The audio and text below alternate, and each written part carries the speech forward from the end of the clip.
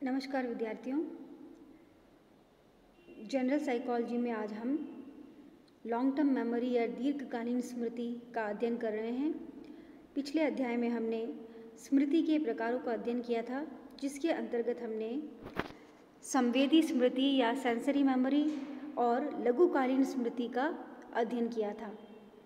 स्मृति के प्रकारों में हमने बताया था कि स्मृति के 3 प्रकार होते हैं, एक संवेदी स्मृति, दूसरा लघुकालीन स्मृति और तीसरा दीर्घकालीन स्मृति, जिसे हम sensory memory, short term memory और लॉन्ग टर्म मेमोरी भी कहते हैं। सेंसरी मेमोरी में मैंने आपको बताया था कि ये वह मेमोरी है या वह स्मृति है जिसमें सूचनाओं को सामान्यतः 1 सेकंड या इससे कम अवधि के लिए ही व्यक्ति संचित करके रख पाता है। तो बहुत ही कम सेकंड्स के लिए, सिर्फ 1 सेकंड या उससे कम समय के लिए आपकी सेंसरी मेमोरी जो है वो वर्क करती है। दूसरी हमने बताई शॉर्ट टर्म मेमोरी या लघुकालीन स्मृति। लघुकालीन स्मृति में सूचनाओं को हम ज़्यादा से ज़्यादा 20 या 30 सेकंड तक ही स्टोर करके रख सकते हैं। इसे हम प्राइमरी मेमोरी और एक्टिव मेमोरी भी कहते हैं। मेमोरी के प्रकारों में दीर्घकालीन स्मृति या लॉन्ग टर्म मेमोरी इसका 3rd टाइप है जिसका हम अध्ययन कर रहे हैं। दीर्घकालीन स्मृति वैसी स्मृति को कहा जाता है जिसमें किसी सूचना को व्यक्ति कम से कम 30 सेकंड तक तो अवश्य ही धारण करके रखता है। तो लॉन्ग टर्म मेमोरी में कम से कम 30 सेकंड के लिए तो आप कोई भी चीज़ याद रखते ही हैं, परंतु इसको आप कब तक लर्न रखेंगे इसकी कोई समय सीमा नहीं होती है। जैसे यदि आपके बचपन में कोई घटना घटती है तो उस घटना को आप शायद आजन्म तक ही याद रखते हैं, इसकी कोई समय सीमा नहीं होती। तो लॉन्ग टर्म मेमोरी जो है उसकी अधिकतम कितने समय के लिए संचित की जाएगी सूचना, इसकी कोई निश्चित सीमा नहीं होती। यह 1 दिन, 20 दिन, 1 साल और कई सालों तक भी आपके मेमोरी में स्टोर होके रह सकती है। विलियम जेम्स ने इसे गौण स्मृति भी कहा है, गौण स्मृति या सेकेंडरी मेमोरी, और इसे हम असक्रिय मेमोरी या इनएक्टिव मेमोरी भी कहते हैं। इसे दीर्घ अवधि संचयन या लॉन्ग टर्म स्टोर भी कहा जाता है।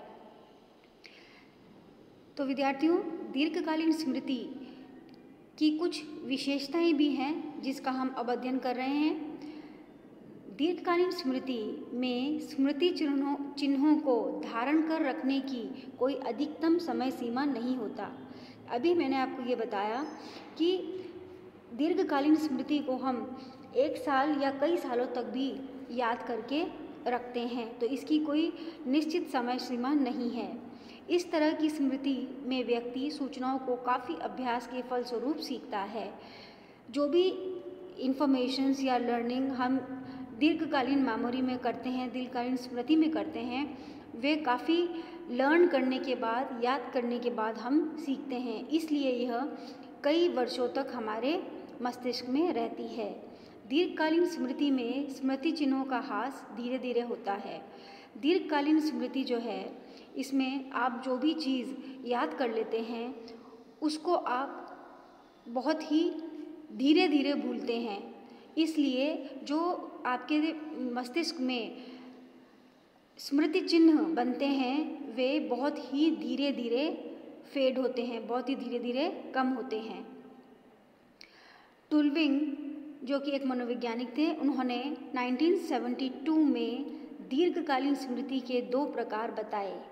पहला प्रासंगिक स्मृति या एपिसोडिक मेमोरी और दूसरा अर्थगत स्मृति या सिमेंटिक मेमोरी। प्रासंगिक स्मृति वैसी स्मृति होती है जिसमें वैसी सूचनाएं संचित होती है जो अस्थायी रूप से व्यक्ति के साथ घटित होती है। जैसे कि हमें इसके नाम से पता चल रहा है, प्रासंगिक या एपिसोडिक मेमोरी। यह जो मेमोरी है इसमें जो सूचनाएं हैं वह अस्थायी रूप से व्यक्ति के साथ घटित होती है। जैसे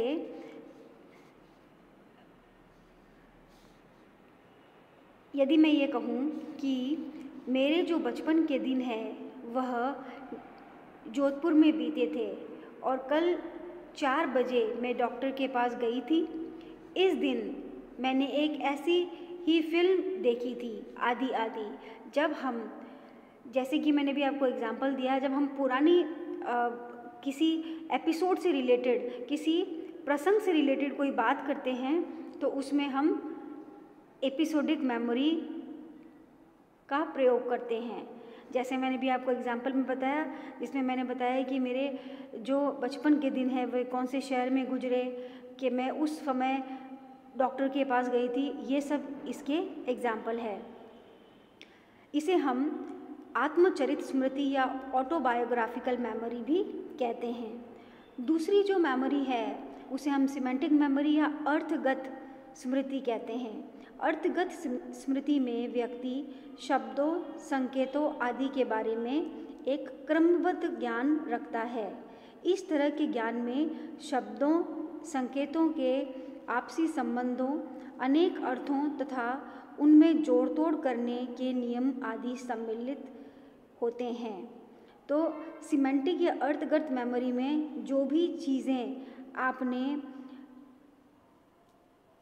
सीखी हैं, जिसका आपको ज्ञान है, जिसमें आपने अर्थ सीखे हैं, जिसमें आपने जोड़ तोड़ की है, जैसे आप मैथमेटिक्स सीखते हैं, जैसे आप किसी सेंटेंस को किस प्रकार समझते हैं, ये सब जो है वह अर्थगत मेमोरी में आता है।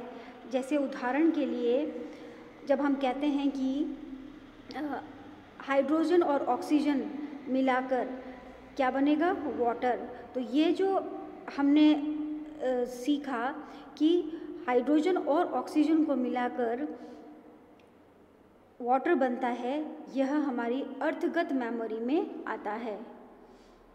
तो विद्यार्थियों, आज आपने स्मृति के जो तीसरा पार्ट है लॉन्ग टर्म मेमोरी, इसका अध्ययन किया। सभी विद्यार्थियों को इस वीडियो लेक्चर को ध्यान से सुनने एवं देखने के लिए धन्यवाद।